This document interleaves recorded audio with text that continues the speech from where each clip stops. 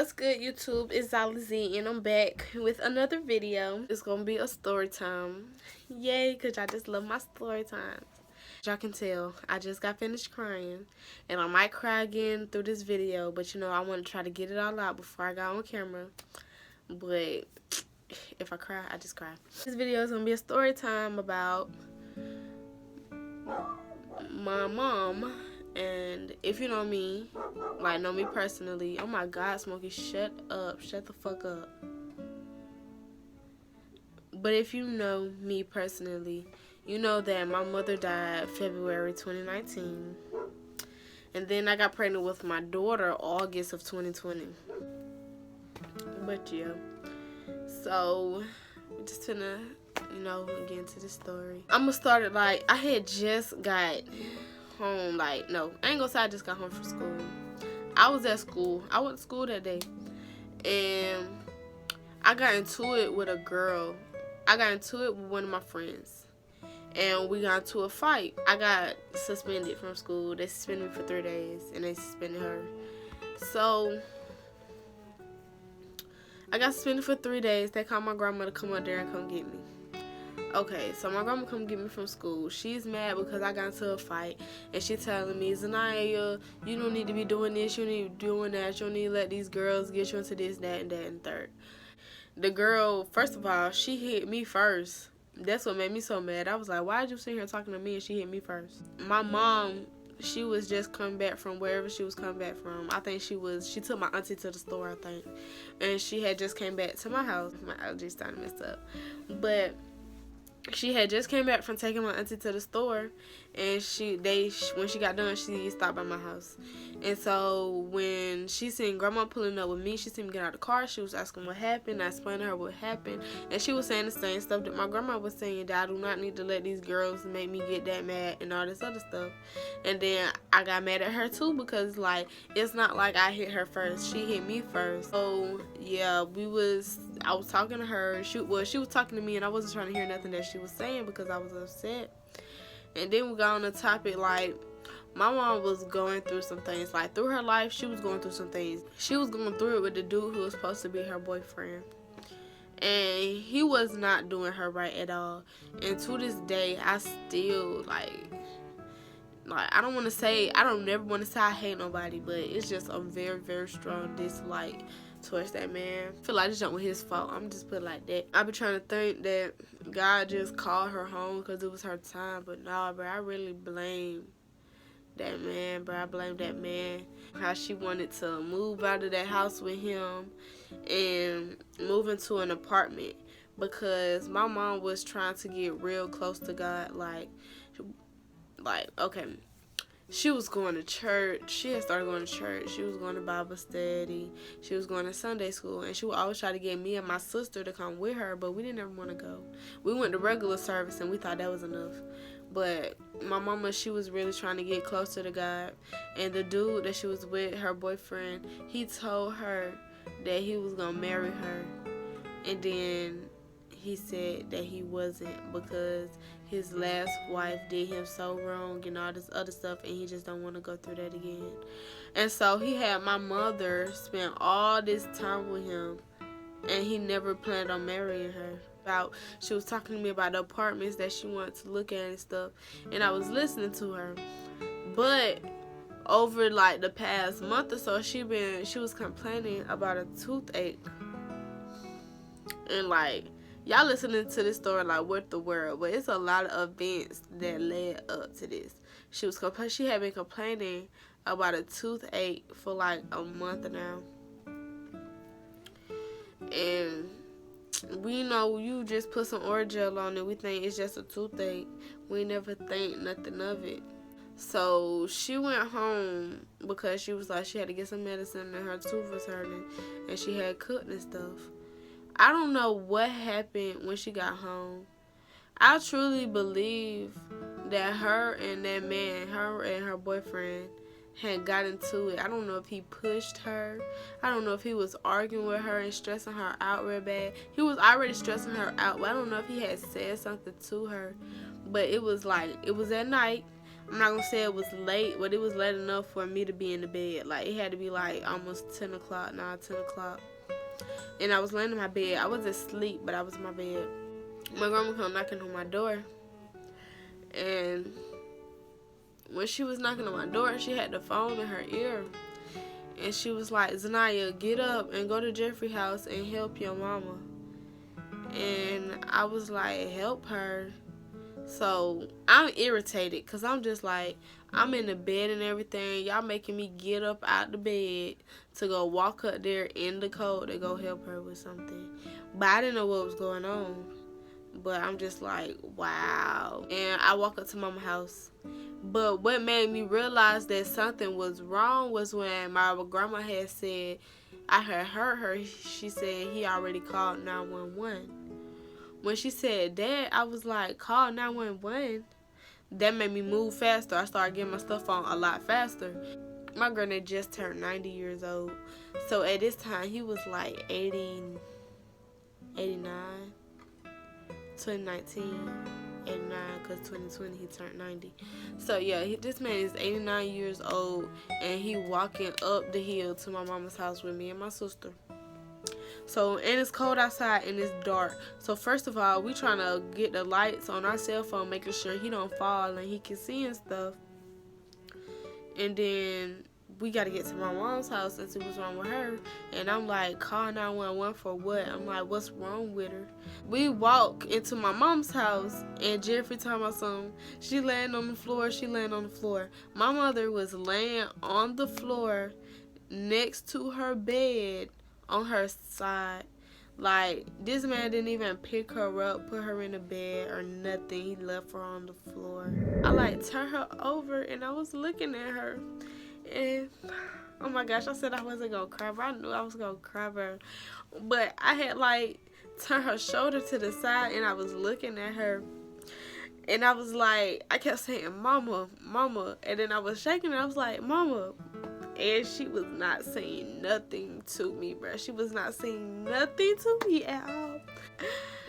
And then I called 911 again, and she kept telling me that they was on their way, But I felt like waiting for 911. I felt like we was waiting forever, and I was getting very, very impatient. Like, I was getting irritated. It's just like, y'all know when 911 comes and they just be so calm. The fact that they was calm was making me mad, because I was just like, bro, my mother is laying on this floor. She is not talking to us, and it's just like, we can't get her up because we don't know, like, we knew it wasn't a seizure or nothing because she wasn't shaking. Like, she was just laying there. And the fact that they were calm and telling us that it was going to be okay was making me upset. And so they started asking us for her ID and for her insurance card and stuff. And my mama had multiple purses, so we was going through her purses trying to find her cards and stuff. And we found the cards and stuff, and we gave it to the paramedic man. They put my mama on the stretcher and stuff. She still wasn't responding to nothing. Like, she wasn't responding to nothing. And so they put her on the stretcher, and then they took her to the hospital. When they was taking her to the hospital, I asked my granddad, I was like, can I go with her? And he was like, it wasn't no need for us to go up there with her, because what could we do for her and stuff like that. So we went home. And I tell y'all, bro, I did not get no sleep that night, because I was just thinking, like, what's wrong with her? And I was hoping, like, I went to school the next day, and I was hoping that when I got home, I was going to get some good news. Like, that was going to be like, she's okay and stuff like that. I can't even believe I went to school that day, y'all. I went to school. And I didn't get no good news when I came home. Bro, when I came home, I asked my grandma, did she go to the hospital? And then she was like, yeah. And then I wanted to go to the hospital, and Khalil wanted to go to the hospital to see her. And my grandma, she really didn't want to take us up there because she was like, she not doing good. I wanted to go out there so bad. So my grandma took us up there. When my grandma took me to the hospital, when she took me to the hospital, like, all our family was already up there and stuff. And I went into the room, And I just seen my mom, bro. She was just laying there. And they had her hooked up to the life support stuff. And it was like she was breathing, but that machine was breathing for her. And then it was like the doctor was explaining how one side of her brain was already dead. And then my auntie was talking about how she's a vegetable and stuff. And that just hurt my feelings so bad, because I was just like, she was just fine yesterday. She was trying to tell me when I got out of school that I shouldn't have been getting suspended and stuff. And I was getting upset because she was trying to tell me. And then now I'm looking at her laying on the hospital bed on life support. Like, I kept trying to talk to her. I kept trying to hold her hand and stuff. And it was just like she was lifeless. Like, it was like she couldn't hear me. And it was like, that's like the worst feeling in the world, bro. That was like the worst I ever felt. I spent the whole day at that hospital. We went home that night, and we came back again the next day, and it was the same thing. So this is day 2 on life support. Then I stayed that day, and I went home. I came back the next morning. Like, ever since my mama went to that hospital, I was up there every day, and I was just hoping to hear something different. Was just like, how can you say this? Like, this is my mom. How you gonna sit here and just say in my face that she's not gonna make it? Like, that just made me so upset, and I was getting so angry. And then it was just like, I knew what he had did. Like, he had hurt my mom so bad. So for him to even be at that hospital made me upset, because it was like, why are you here? You didn't care about her. Have her thinking y'all was gonna get married all this time, and then tell her you're not going to. And then you telling her you don't care if she leave and all this other stuff, but you at the hospital crying, and you at the hospital hugging on her, telling her you want her to come back home with you and stuff like that. But you just treated my mom so bad, bro. And my auntie Elva, like, my mama's sister, my auntie Elva, bro. Like, we was just crying so hard because she's losing a sister. Me and my sister's losing a mom. My grandma is losing a daughter. I would sit there next to her, even in the room by myself. I would sit there next to her, and I would just keep talking to her. And I was just hoping that she would respond so I could go get a doctor and be like, she said something. But she didn't move the whole time. She laid there. She did not move. And, bro, that third day when we was up there, the doctor was asking that we want to leave her on life support, or were we ready to pull the plug? And I did not want my grandma to tell them to go ahead and pull the plug. It hurted so bad, because I was just like, it's gotta be something that they could do. And then I was just like, they didn't try everything, but it's gotta be something that they could do. I don't want her to just be gone. But my grandma was like, if we keep her on there, she don't want my mama to suffer. She want my mama to just go and be happy and at peace and stuff. And I was just like, no, bro, because I did not want to let my mama go.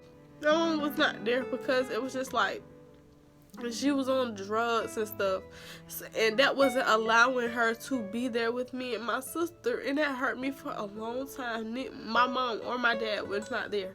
She's just getting herself back together, just coming and actually being established and being my sister's life, and for her to get taken away from us like this, bro, like, that jump, that's a different kind of beast, bro. She got home. I don't know what happened when they married with her boyfriend, but I really believe, like, I believe it's more to the story that we just don't know. Honestly, I don't even want to know. Because if I did know, I probably would have done something. Anyways, all through all of this, I went to school every day through this. I didn't miss one day of school. My grandma was not going to allow us to miss school. So I went to school through this every day. I didn't miss no day. Even though I knew that they had pulled the plug on her, even though I knew that she was gone, it didn't really hit home till my grandma had went up to the hospital and she came back with this necklace and another chain and a bottle and a ring. It was 2 chains and a ring. That's what my mama was wearing, 2 chains and a ring when she went to the hospital. My mama wore this necklace every single day. I can't remember a time where my mama didn't have this necklace. My mama had this necklace since I was little. Like, all I remember is this necklace around her neck every single day. I remember her cleaning this necklace in the sink, and it would just shine so pretty, and she would put it back on her neck. Like, she wore this necklace every day. She never took it off. When my grandma brought it home, and it wasn't around my mama's neck. But that's when it just fell apart for me. And I wear this necklace every single day. I do not take it off. I wear this necklace every day, in the shower, when I go to sleep. It don't matter. I wear this necklace every single day. And today, bro, today October 19th, this is her birthday. My baby girl turned 2 months yesterday, the day before my mama's birthday, because my baby birthday is August 18th and my mama's birthday is October 19th. Money turned 2 months yesterday. And if y'all know my mama, bro, y'all know my mama loves babies, and I just felt like she would have loved Money so much. But sometimes when I think about that, John, I wish I would have had Money sooner so that my mama could meet her. I know that sounds crazy, bro. It sounds like I'm talking crazy, like, because why would you want to have a baby at a young age? But it's just like, I wish that my mom could meet her and, like, hold her and be here with her, because I know my mama would have loved her so much. But yeah, bro, I'm not finna sit here and just keep crying in front of this camera, because I done cried too much today, and I gotta go down there and release them balloons and stuff today. But yeah, this is my story time of how my mom died and all the extra stuff that I told y'all. And I'm sorry that I got super emotional, but it's just like, gosh. But yeah, that's it for this video, and I'm gonna see y'all in the next one.